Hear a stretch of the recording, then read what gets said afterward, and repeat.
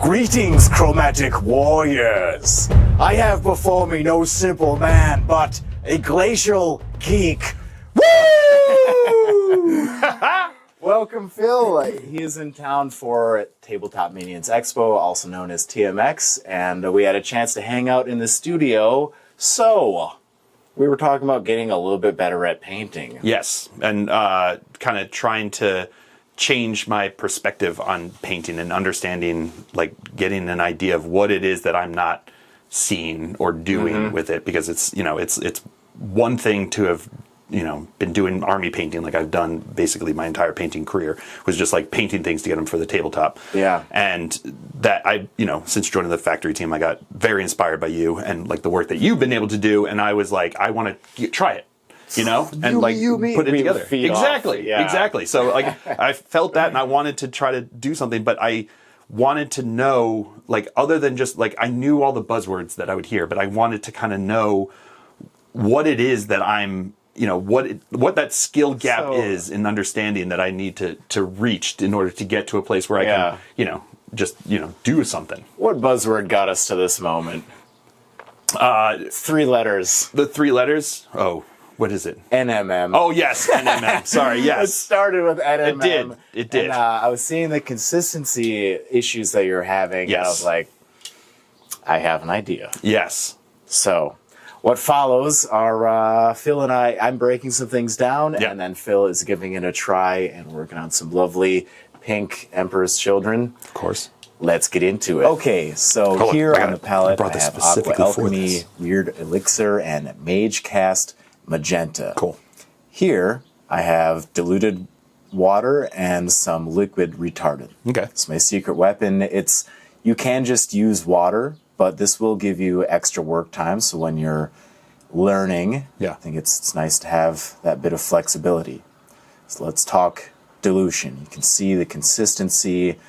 I'd say a general starting point is a 50-50 mix of, water to paint, whatever your additive may be, but it's going to vary based on the paint. Maybe I have a thinner color of paint or something, so it really is sort of a touch you have to develop. But right about there.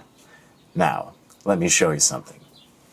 Okay, so looking at this piece of cardboard and the amount of this mixture on my brush, ideally you want to be able to push that mixture around so you get a little pool of paint at the end.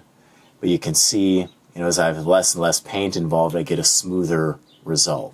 So it's kind of the amendment I want to add. Like people say, always thin your paints, but I would say when you're now applying that thinned mixture, you want to apply a controllable amount. So you see, it may not be your dilution that's off. It might be the amount that you're using. Okay. So you don't want it. Oh, yeah. Yeah. So you don't want it kind of pooling too much, because then you just get an uneven surface that you've got there. So you want it to get it so that as you're moving it, it just lays down a layer of that thin pigment water. Okay. Yeah. Think of it like you want it to stick to the surface instead of floating on top of it. That's that kind of perfect brush stroke. But it slides really nicely on top of plastics. Yeah. So on the model itself. Yeah. All right. Making sure that's in focus. The trick here now is grabbing a controllable amount. Okay. So I'm going to take the smallest amount of paint. Oh boy. An amount that you think will not have an effect. Yeah. We're wading into the shallow end. Make sure I'm focused up here. Now I'll start just placing it in the upward facing angle. Oh wow. Okay. Yeah. See how I was able to control that. You need to, just learning to like play with that little puddle of paint. But that's what one layer is going to give you. And I like to say always do it at least 3 times so you get a nice saturated result. Yeah. I was trying to key into the kind of overhead zenithal lighting. Yeah. I think a lot of my problem that I end up with this is, like you said there, is that I would thin it and then it would kind of pool, and I'd be trying to like fix the pool and it ends up going like everywhere and not really doing what it is that I want to do. Yeah, and like you're going to have a variation in every layer. The dilution, the kind of tide line, that runs up to the more saturated area is going to vary, but overlapping those is how you create that smooth blend. So, there's one kind of broad-ish coat. Yeah. Just have to let that sit and dry. And this is where I'd be dancing around on the rest of the model. I'm just going to focus on the chest. That's fair. Yeah. And I think this is, we kind of talked about this a bit, but I think that's a big part of where I end up in trouble as well, again, is that I don't give it enough time to dry in between the thin layers, because I end up going back over it when it hasn't quite dried and it will tear. But because it's a thin coat, it doesn't show like an entire sheet of it coming off. It just like little bits of it come off. And over time of me not letting it dry enough, it develops a little bit of texture that then just keeps building on itself over and over again, so that by the end of it, I have looks like sandpaper, because I've just let little bits of tearing occur because I didn't give it enough time to dry. Yep. And I think that is just that larger amount, like you're applying a little too much, and then your brush isn't able to pick up what you're laying down, because you want to be able to control it, and that comes from the belly of the brush. Like you see how much of that brush is naked. Yeah, absolutely. It's wet, it's sponge-like, so it's going to pick up some of what I'm putting down, so it'll give me a bit of control if I kind of lay that flat edge down. Yeah. And this layer doesn't look very good. Yeah. That's the setup. I'm just going to let that sit and dry. It's sort of like think of it as a bed of seeds or a layer of grip tape. Yeah. We were talking about the pigments the other day. Like, the more that you lay down a layer like this with some inconsistencies, the pigments are going to, like an amoeba, grab onto, it's like grains of sand sinking into the missing spaces until you see no one beneath the sand. Yeah, absolutely. Yeah. And I think, the patience aspect of this is like understanding that you need to trust, people talk about trusting the process, but you think about the trust in the process at like different steps that you have to trust the process, but you have to trust the process like in the middle of a step. Because I think another thing that I need to get in my mind is that when you're working with these thin layers, is that when you put it down, my brain goes, you didn't do anything, or you didn't do enough. Like there's no change that I can see here, which then makes me want to go back to it to add more before it's had the time to dry, to set, to go where it needs to. And that's where I end up messing up the process, messing up the blend, messing up the pigments, and messing up kind of like the light diagram that I'm working with. That's why, the other day I was on that knee pad, I was trying to show you what one layer looks like with three. So here we are at 3 layers on the chest plate. Now, I'd like you. Oh boy. Okay. Now, not on the chest plate. Let's pick an area that could use a little bit of volumizing. Okay. Painting along with Phil and showing him the ropes was a blast. I know he may think he got the best of this exchange, but I will always have this. Be sure to hit like and subscribe, and check out the links down below. I have some discount codes as well as other items of interest. Maybe one of the legs are usually a good candidate. Okay. Yeah. What do I do on the shoulder pad here? Yeah. Does that sound good? Try laying over it, because I started a little... a little bit there. Yeah. Oh boy. Okay. Here we go. So, okay, let me make sure you're on camera here. And now, just retracing. Okay. Yep. Tiny amount of paint you think will not have an effect. Kind of start in your target area. Okay. Just drop that little point down on the top of that pink. There you go. Yeah, you're just kind of sweeping it towards that target. As you move it around, you run out of paint. You get a smoother edge. You kind of have that drop zone, and then you're just sweeping around it. Now, don't overwork it. Okay. Yes. Let me see what you got. That looks great. All right. There we go. That's awesome. Possibly the smoothest layer. And now, I am actively trying to keep myself from going back. Yes, now again right away. I need to let it dry. Yeah, you just run around the rest of the model. Yes, now. yes. So let me show you another little thing. Okay, perfect. All right. Looking at the hair. Yes. Make sure I'm on cam. Yeah. Hair is a reflective material. Mm-hmm. This is your gateway into non-metallic metals. Yeah. It's going to interact more dramatically with the light. So you want to kind of accent wherever you see a gradual bend. Yeah. You can intensify the light a little bit. I see a really, heavy bend right here. Looking face on with the model, I'd like to imagine that right here is where the light will be falling. Okay. So take just a little drink with my brush. Paint, much less dilution. And now I'd like to edge highlight on top of that. Yeah.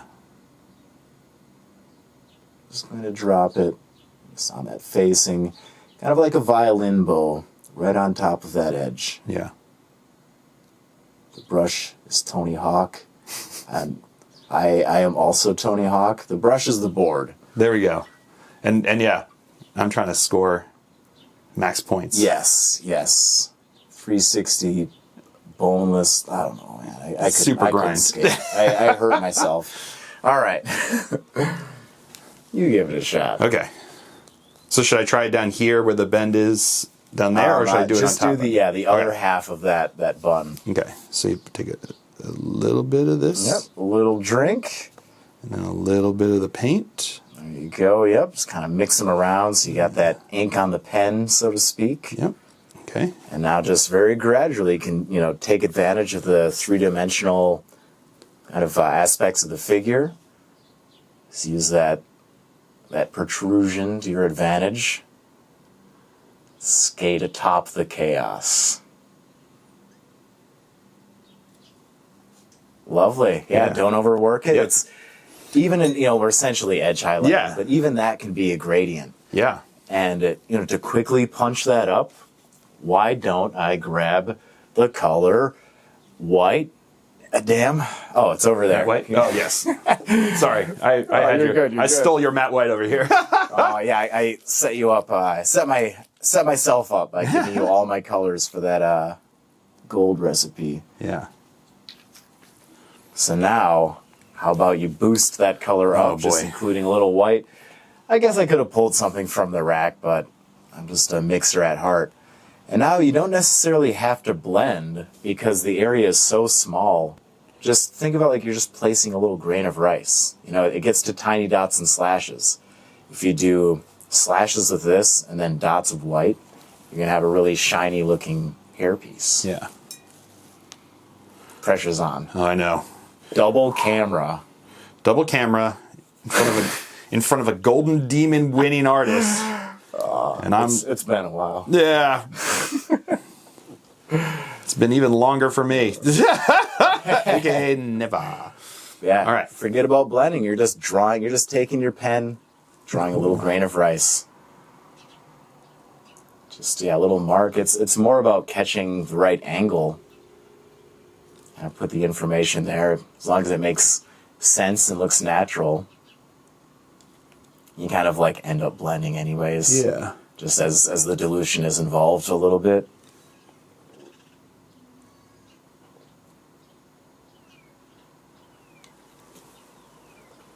All right. Not bad. Yeah. It could have been a slightly brighter mixture. Yeah. Is all. Let's see if I can make it. That's another thing. Oh man, there we go. That's how we learn, man. You check and see. It's all good. Yeah. Not bad. It's almost too much dilution, I think, because you can see through it a little bit. As long as you have control, that's good. But I would want to come back and make it more saturated. Yeah. As long as it clings to the top, that's great. It's going and replacing it. Yeah. Right on the edge of it being a little too watery. Yeah. All right. That's not bad. And now we force myself to wait because otherwise I would go back and ruin it all. Let me show you another. Yes. So another little way to enhance things. Let's thin down some of this Mage Cast Magenta. All right. We can employ our pinstriping skills. So first on the nail, I'll be taking the dog for a walk. That's nice. That's nice. I love it. Yeah. Leading it along. Yeah. So you can, now this is where a man can go insane. Yes. You can dark line to infinity, you can be edge highlighting, but sticking to the major objects and just creating a little bit of separation. Maybe if a model's wearing some cool bracelets or something. Yeah. You see how there's kind of an angle going on. I'm dragging it through this. It's very shallow. Yeah. But there's that V-shaped trough, where these surfaces meet. Yeah. Just lead that dog along. Yeah. I love it. Yeah. All right. So, as everything else is drying, why don't you give that a shot on the other shoulder pad? Okay. All right. So, let me see. So first I want to take a little bit of this. And a little bit of this. Yep. A little more. A little more paint. Yeah. Yeah, this one I would say goes more on the side of more paint, less of the additive. Gotcha. Because, I'm going for more of a firm, just saturated result. Yeah, just kind of gently laying it in that crevice. It is a pressure-sensitive technique. The harder you press, the wider the line will become. But, oh my God! Slinging arrows. That's right on target. That's my secret. I'm already insane. Yeah, right? Oh, I started crazy. Hell yeah. You became crazy. I was born in it. That's a timely reference for you.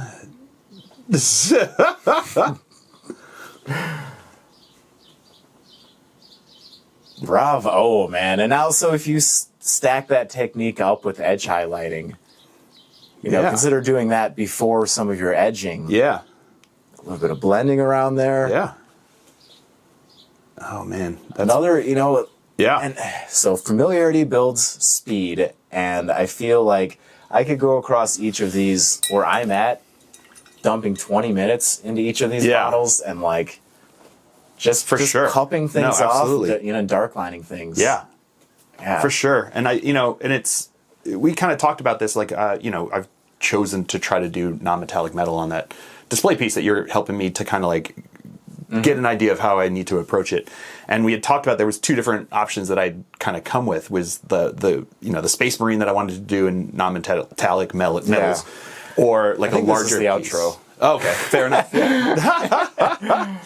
But as I was saying, I think that I was coming to that kind of conversation with you about it, and I was trying to figure out what it is that I wanted to do, and I think that I was holding myself back from wanting to try the non-metallic metal on this piece because I was subconsciously afraid. I was subconsciously holding myself back and not pushing what I already knew, and that these kind of opportunities are a place for growth, but it takes that kind of deliberate, specific mindset that you need to change it back, because I'm coming at it from an army painting position where it's speed is the name of the game, and it's for this is not speed, it's precision, and I trying to get back and try to get my mind wrapped around that allows me then later down the line to approach my army painting with a it all mindset. Lays back. It's how just like how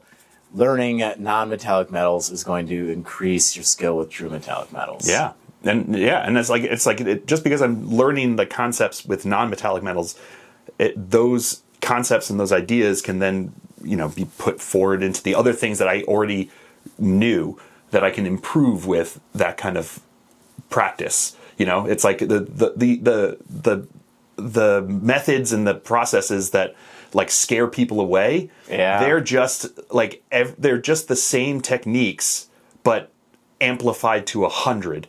that you're going to want to use on your other stuff anyway, you know? Like, you still want to have the same kind of, like, blends between, you know, between colors on a non-metallic surface. Yeah. But that whole thing gets into, like, the study of light. Yeah. And what materials are reflective and absorbent. Yeah. But, like, seeing what kind of work we were doing yesterday, I was like, all right, let's talk about dilution. Yeah. Just a little bit of, like, just go to those like basics, yes, and it's also understanding that, like, a lot of times those concepts are thrown out there as like, oh, thin your paints. It's like that's part of it. Yeah, what's that look like? Yeah, what's a thin paint look like? And not just like, is it thin enough, but like, are you using the right amount on your brush that the thin paint is actually going to do what it needs to for you? And then understanding, like, the when they talk about, like, you know, make sure you let it dry between coats, like, it's more than just like you should probably do it. It's like that. It's like vitally necessary. Otherwise, you very quickly start to build up texture on your model that is not just unwanted, but it's gonna ruin your ability to achieve what it is that you're setting out to do. Yep. Get those little rips. Yeah. And so I would like you to cap off that model just a little bit more. Okay. If you're absolutely up for that. I will continue to guide you along, but it'd be cool to see a little upgrade on that at the end of the video. That sounds good to me. Hell yeah. Yeah. Thank you. All right. Thanks for coming on by. Appreciate it. This man is Unchained. Woo! Wait. I had something for this. I have something. Don't unchain me yet. Find the shades. Oh, God, for the shades. I specifically had it. I brought these exactly because of this. Nailed it. Remain unchained.